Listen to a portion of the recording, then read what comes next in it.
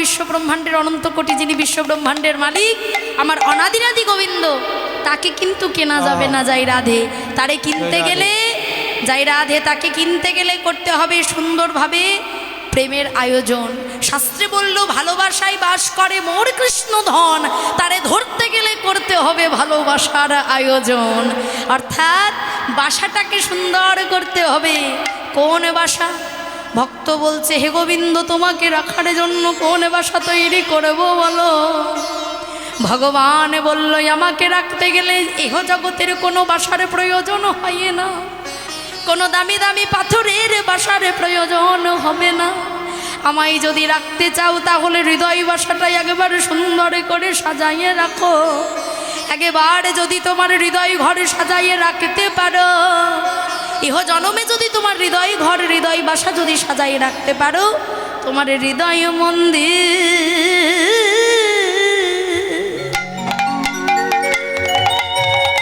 আমি বিরাজ করব।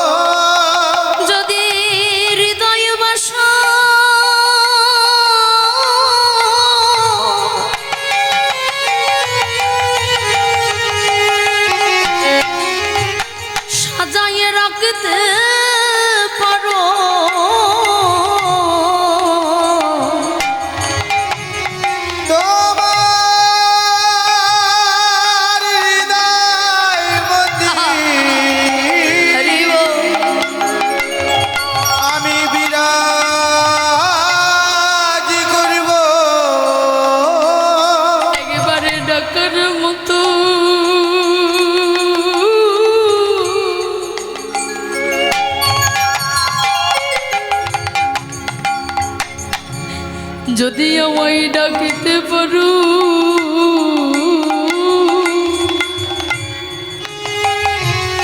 আমি তোমার হৃদয় মন্দির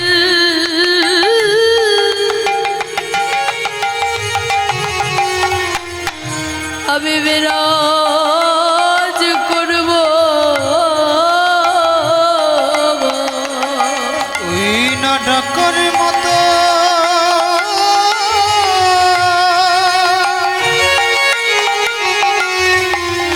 ডাকলে পরে আমার ভগবান কি থাকিতে পারে? তারে ডাকার মতো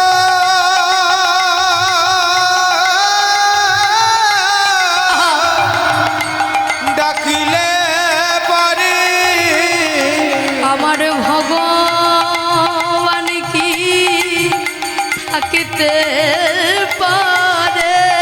তারে ডাকার মতো ডাকলি পারে ভগবান কি ডাকতে পারে, ডাকার মতো ডাকলি পারে নিতাই গৌর হরি ডাকলি পারে ভগবান কি ডাকতে পারে, ডাকার মতো ডাকলে পারে ভগবান কি থাকতে পারে। তাই ভগবানকে ডাকার মতো ডাকলে আমার ভগবান ইহ জগতের প্রত্যেকটা জীবকে উদ্ধার করে। তাই সেই ভগবান এসেছে ইহ জগতের জীবকে উদ্ধার করার জন্য। এই একটা শুধুমাত্র কলিযুগে নয়, প্রত্যেকটা যুগে যুগে এলো। ভগবান কি বলল কুরুক্ষেত্রের মাঠে অর্জুনকে, হে অর্জুন, আমি শুধু এক যুগে নয়, প্রত্যেকটা যুগে যুগে যাব। यदा यदा हि धर्मस्य ग्लानि भवति भारत अभ्युत्थानाय अधर्मस्य तदात्मानं सृजाम्यहं परित्राणाय साधूनां विनाशाय च दुष्कृताम्। जय राधे। धर्म संस्थापनार्थाय सम्भवामि युगे युगे। प्रत्येकटा जुगे जुगे आमी যাব। তার তিনটে কারণ কি জানো? यदा यदा हि धर्मस्य, যত যতবার এই ধরনীর বুকে ধর্মের গ্লানি হবে, তদাত্মানম সৃজাম্যহম, তত ততবার আমি নিজে যাব। তার তিনটে কারণ। প্রথম কারণ পরিত্রাণায় সাধুনাং বিনাশায় চ দুষ্কৃতাম। অর্থাৎ প্রথম কারণ সাধুকে পরিত্রাণ দেওয়ার জন্য, 2 নম্বর কারণ বিনা সায়াচ্চা দুষ্কৃতম, দুষ্টকে দমন করার জন্য, আর 3 নম্বর কারণ ধর্ম সংস্থাপনার্থায়, অর্থাৎ এই ধরনের বুকে অধর্মের ফসলকে উচ্ছেদ করে ধর্মের ফসলকে ফলিয়ে প্রেমবন্যায় জগত জীবকে ভাসিয়ে দিয়ে যাব। তাই সেই কলির ভগবান তিনি শ্রীধাম নদিয়ার নবদ্বীপে এসেছে। হরিবোল হরিবোল। আমাদের মতো জীবকে উদ্ধার করার জন্য, পাপাচারী দুরাচারী কামাচারী মানুষকে রক্ষা করার জন্য, উদ্ধার করার জন্য ভগবান এলো। তাই বলল বড় অবতারে রে ভাই, বড়ই অবতার। সত্যযুগের ভগবানকে বড়ই অবতার বলল না, ত্রেতা যুগে রামচন্দ্রকে বড় অবতার বলল না, দাপরের কৃষ্ণকে বড়ই অবতার বলল না, কিন্তু কলির শ্রীচৈতন্য গৌর হরিকে বড়ই অবতার বলল। কেন বলল? শ্রীকৃষ্ণ চৈতন্য মহাপ্রভু তিনি নিজের জন্য আসেনি, তিনি আমাদের মতো জীবের লাগিয়ে এসেছে। আমাদের মতো জীবকে উদ্ধার করার জন্য আমার সেই গোলকের ভগবান এই ভুলোকে এলো। যাই রাধে। আমাদের মতো জীবকে উদ্ধার করার জন্য প্রভু আমার এসেছে। জীবের ঘরে ঘরে, জীবের দাঁড়ে দাঁড়ে সেধে যেচে বপু হরিনাম কৃষ্ণ নাম বিলিয়ে দিয়ে গেল। পতিত জীব কাদের বলে? শুধুমাত্র আমাদের মতো সনাতন হিন্দু ধর্মের মানুষ নয়, যারা বিধর্মী মুসলমান কুলেও জন্মেছিল তাদেরকেও পর্যন্ত আমার মহাপ্রভু উদ্ধার করে গেল। যাই রাধে।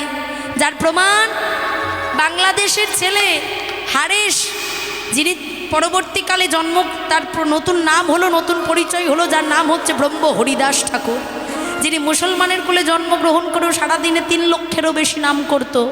সেই হরিদাস তিনি মুসলমানের ছেলে হয়েও এই কলিতেই এসে আমার গৌরচরণ আশ্রয় করে 3 লক্ষেরও বেশি যখন নাম করতে শুরু করলো, তখন তার নাম আর হারেশ রইল না, তার নাম হয়ে গেল নামাচার্য শ্রীলত ঠাকুর হরিদাস নিতাই গৌর হরি বল। তাই তো মহাপ্রভু শুধুমাত্র আমাদের মতো জীবকে উদ্ধার করেছে তা নয়, যারা বিধর্মী মুসলমান ছিল, যারা পতিত জীব ছিল, তাদেরও পর্যন্ত আমার গৌরহরি উদ্ধার করেছে। কারোর হাতে ধরে নাম দিয়েছে, তবু যদি নাম না নিয়েছে পাশে তার চরণে ধরে নাম দিয়েছে। এমন ভগবান আর কোনো যুগে হয়েছে না আর কোনো যুগে ছিল? এই কলিযুগে গৌরহরি এসে বলল, শোনো কলির জীব, তোমাদের একটা কথা বলি, এবে অস্ত্র না ধরিব, প্রাণে কারো না মারিব, কৃষ্ণ নামে উদ্ধারিব ইহ জগত সংসার। আমি সত্যত্রেতা দাপর 3 যুগে হাতে অস্ত্র ধরে কত দৈত্য দানবকে নিধন করেছি, কিন্তু এই কলিযুগে আমি নিজের হাতে কোনো অস্ত্র ধরে আমি দৈত্য দানবকে নিধন করব না। এই কলিযুগে আমার একটাই অস্ত্র হবে, একটাই ব্রহ্মাস্ত্র, এই হরিনাম কৃষ্ণ নাম সুধাদান। ইহ জগতের জীব যদি একবারে হরিনাম কৃষ্ণ নাম সারে করে, ইহ জগতের জীব যদি একবারে দুফোটা নয়ন বাড়ি বরিশন করে, যদি একবারে বলতে পারে হে গোবিন্দ একবারে তুমি তোমার কাছে তোমার রাতুল রাগা চরণে আমায় স্থান দাও। আরে আমাদের মতো মানুষের কথা বাদ দিলাম, স্বরগোস্বামীর মধ্যে একজন গোস্বামী যার নাম হলো রঘুনাথ দাস গোস্বামী। সেই রঘুনাথ দাস গোস্বামী বলল, গৌর সুন্দর, তোমার কাছে আমার একটাই নিবেদন, কি জানো? ন ধনং ন জনং ন সুন্দরী কবিতা, মম জন্মনি জন্মনীশ্বরে ভবতা ভক্তি রহইতু কি তুই। হে জগদীশ, আমি ধন চাই না, আমি জন চাই না, আমি সুন্দরী রমণী কামনা করি না, শুধু তোমার চরণে আমার একটাই বাসনা, কি জানো? এ জন্মে নয়, পর জন্মে নয়, জন্ম জন্মান্তর যেন তোমার চরণে আমার কোনো দিনে কোনো কিছু চাইতে ইচ্ছে না করে। নিতাই গৌর হরি হরি বল, হরি বল। জয় রাধে। প্রহ্লাদের নাম শুনেছেন তো মায়েরা? হিরণ্যকশিপুর যেদিন প্রহ্লাদকে হত্যা করার জন্য উত্তপ্ত গরম তেলের ওপর প্রহ্লাদকে যেইরা ছেড়ে দেবে, তখন প্রহ্লাদ ভগবানকে ডাকছে, হে গোবিন্দ, তুমি ছাড়া আমায় কেউ রক্ষা করতে পারবে না। এমন সময় ভগবান আমার নরসিংহ রূপ ধারণকারী ভগবান প্রহ্লাদের কাছে এসেছে। হিরণ্যকশিপুরকে এমনভাবে নৃশংসভাবে হত্যা করেছে। হিরণ্যকশিপুর তিনি একটা বর পেয়েছিল যে, প্রভু তুমি আমায় এমন বর দাও যেন আমি দিনেও না মরি, রাতেও না মরি, আবার ঘরেও যেন না মরি, বাইরেও যেন না মরি, হরি বল হরি বল। আমাকে যেন কোনো মানুষও না হত্যা করতে পারে, কোনো দেবতাতেও যেন হত্যা করতে না পারে, কোনো দৈত্যতেও যেন আমায় হত্যা করতে না পারে। আর যেই না নরসিংহ রূপ ধারণকারী ভগবান হিরণ্যকশিপুরের কাছে এসেছে, এমন সময় হিরণ্যকশিপুর বলছে, তুমি আমায় হত্যা করতে এসেছো, কিন্তু তুমি কি জানো যে আমি দিনেও মরবো না, আমি রাতেও মরবো না? তখন হিরণ্যকশিপুরের কথা শুনে আমার নরসিংহ রূপ ধারণকারী ভগবান বলল, ওরে হিরণ্যকশিপুর, একবার চেয়ে দেখ সময়টা কি। সময়টা হলো গোধূলি লগ্ন, এই গোধূলি লগ্নে আমি তোকে শেষ করব। আর বললাম, আমি ঘরেও মরবো না, বাইরেও মরবো না। আপনারা হয়তো জানেন হিরণ্যকশিপুরকে হত্যা করেছিল নরসিংহ রূপ ধারণকারী ভগবান ওই বাইরের চৌকাঠের মধ্যে। আর কি বললো, আমাকে কোনো দৈত্য দানবে হত্যা করতে পারবে না।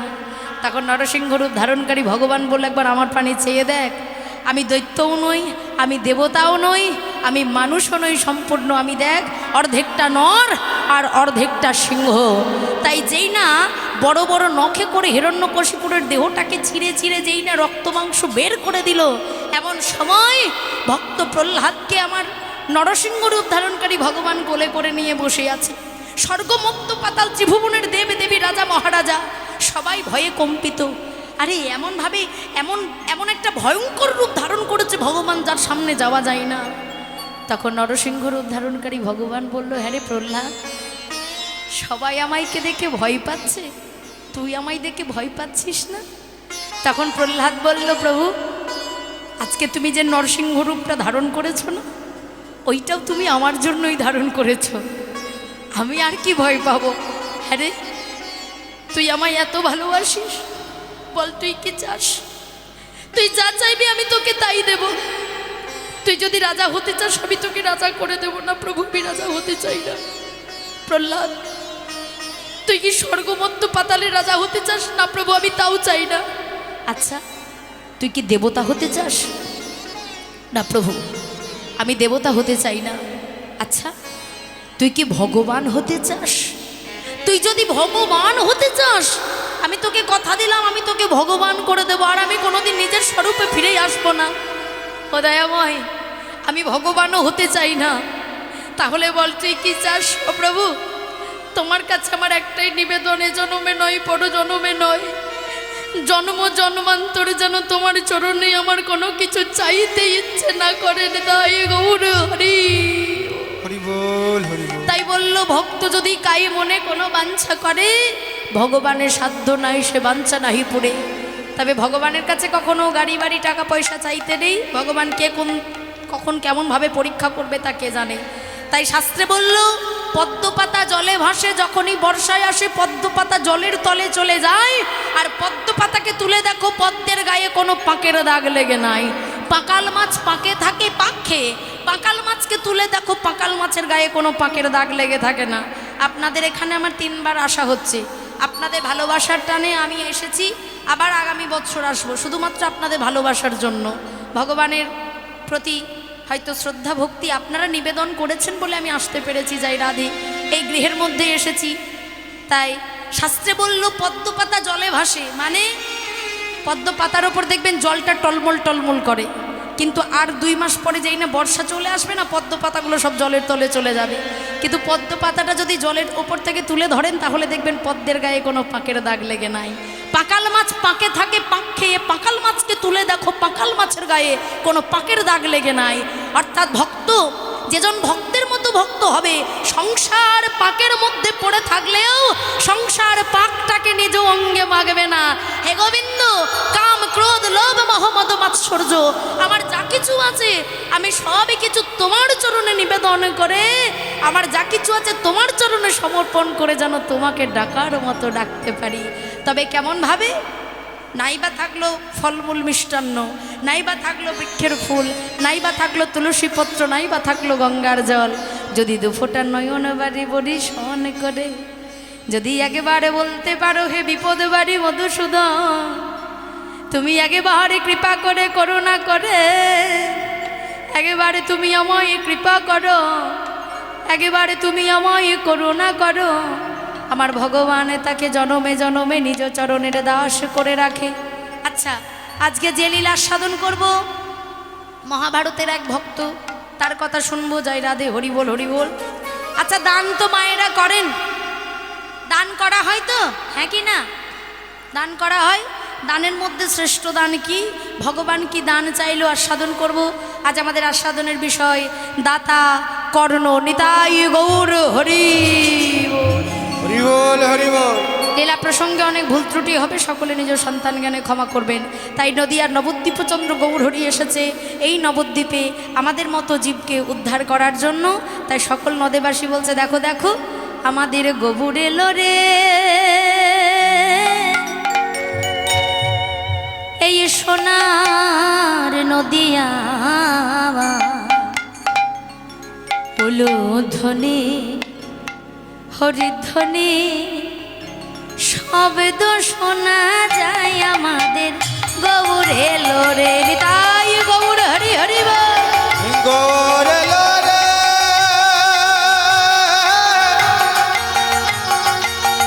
সোনার নদিয়া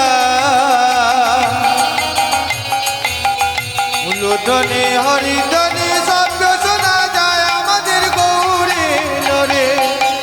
গৌর এলো রে সোনার নদিয়ায় উলুধ্বনি হরিধ্বনির শব্দ শোনা যায় আমাদের গৌর এলো রে। গৌর এলো রে, সোনার নদিয়া উলুধ্বনি হরিধ্বনি শব্দ শোনা যায় আমাদের গৌর এলো রে।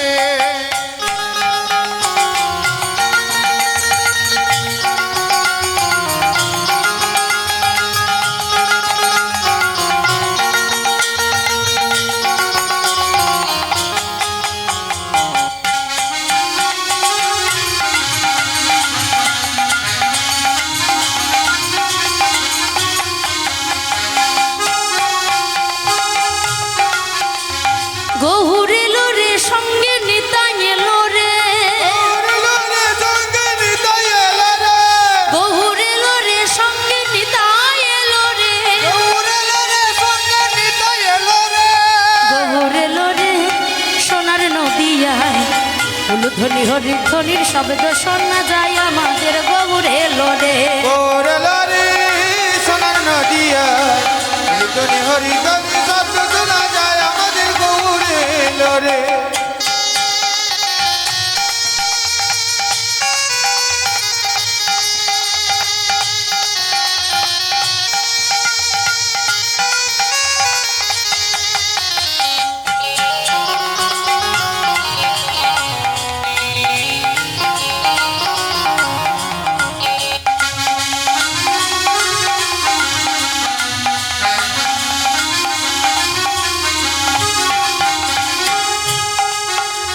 শান্তিপুর ডুবু ডুবু নদে ভেসে যায়, ডুবু ডুবু নদী ভেসে যায়,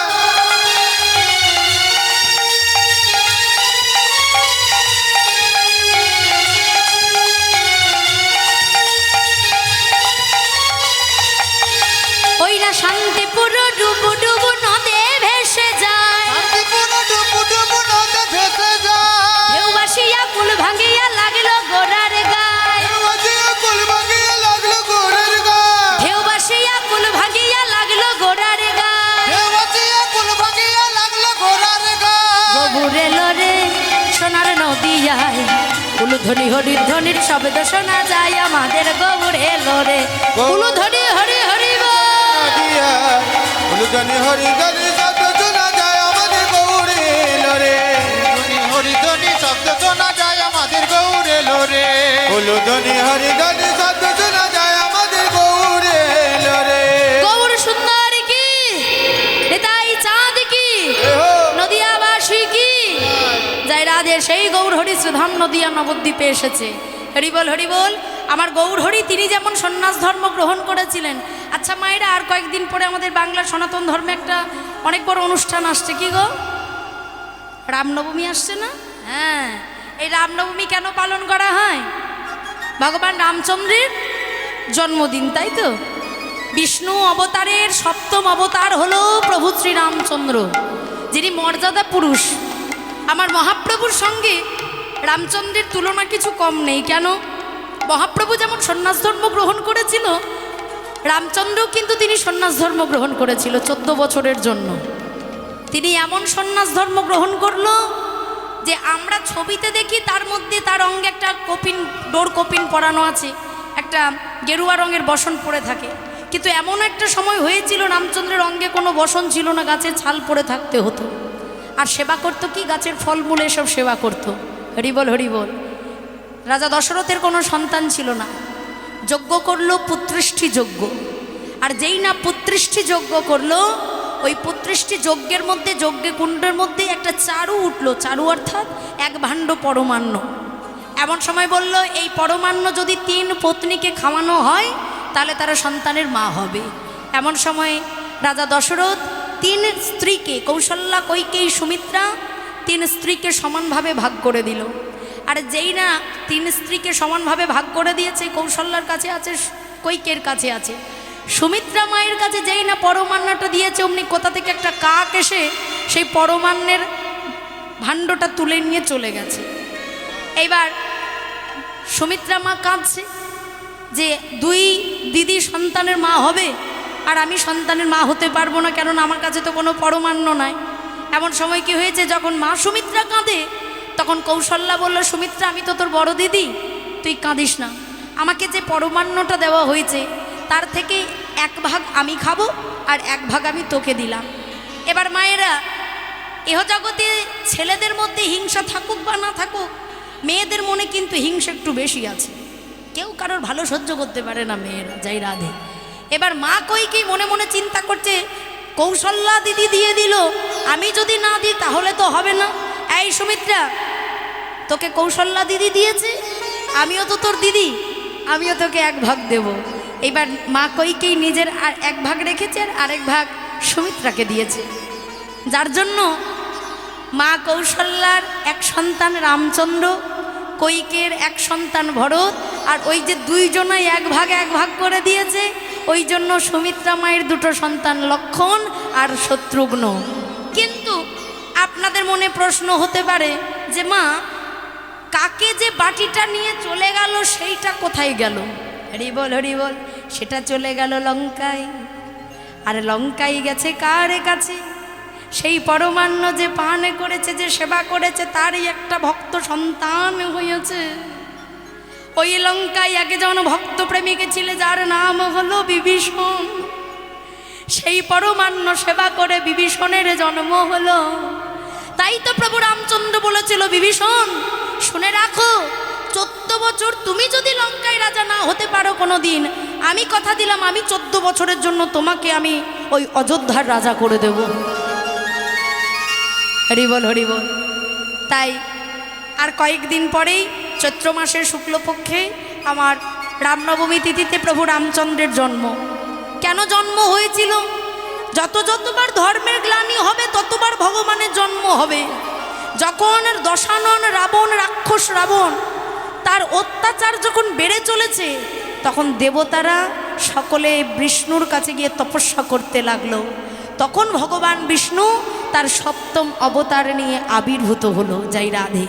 তাই যখনই সন্ত্রাস বেড়ে যাবে, যখনই অহিংসা বেড়ে যাবে, তখনই কিন্তু ভগবানের আবির্ভাব হবেই হবে। কেন? ইহজগতে যারা সৎ মানুষ তাদেরকে রক্ষা করার জন্য ভগবান আমার আসবে। এবার রামনবমীতে যত না রামের পুজো হয়, তার থেকে দ্বিগুণ পুজো হনুমানের হয়, হয় না? কেন হয়? এইটা প্রভু রামচন্দ্র প্রতিশ্রুতিবদ্ধ দিয়ে দিল হনুমানকে। রামচন্দ্র যেদিন 14 বছরের বনবাসে থেকে ফিরে এসে রাজা হয়েছে, তখন কি হয়েছে না, সবাইকে নিজের মনের মতো করে দান দক্ষিণা করছে। আর এমন সময় হনুমানকে একটা নিজের গলার মুক্তোর মালা হনুমানের গলায় পরিয়ে দিয়েছে। ওই জন্য কথাই বলে না, হনুমানের গলায় মুক্তের হার। আর যেই না মুক্তোর মালাটা পরিয়ে দিয়েছে, অমনি হনুমান তাড়াতাড়ি রেগে গিয়ে মুক্তোর মালাটা খুলে একটা একটা করে ছিঁড়ে মুক্তোগুলো ফেলে দিচ্ছে। লক্ষণ বলছে, এটা তো মেনে নেওয়া যায় না। এই হনু, তুই মুক্তের দাম বুঝিস? 7 নক্ষত্রের জল যদি 1 ঝিনুকে পড়ে তবে একটা মুক্ত সৃষ্টি হয়, আর তুই সেই মুক্তোর মালাটা ফেলে দিচ্ছিস ছিঁড়ে ছিঁড়ে। বলে, প্রভু কিছু মনে করো না, ওই মুক্তোর হারের মধ্যে না আমার প্রভুর কোথাও নাম লেখা নাই, আমি কি করে পড়বো বলো? ওই জন্য পড়ছিস না? আচ্ছা হ্যাঁ রে, তোর দেহের মধ্যে কোথায় আমার দাদার নাম লেখা আছে, রাম নাম কোথায় লেখা আছে? তাহলে তোর দেহটা কি করবি? যেই নাই এমন কথা বলেছে, এমন সময় হনুমান সকল সভার মাঝে এইবারে হনুমান প্রভু রামচন্দ্রের চরণে বসে নিজ বক্ষ দেশ চিরেছে, যেই না সকল রাজ্যবাসী দেখে এবারে অযোধ্যায়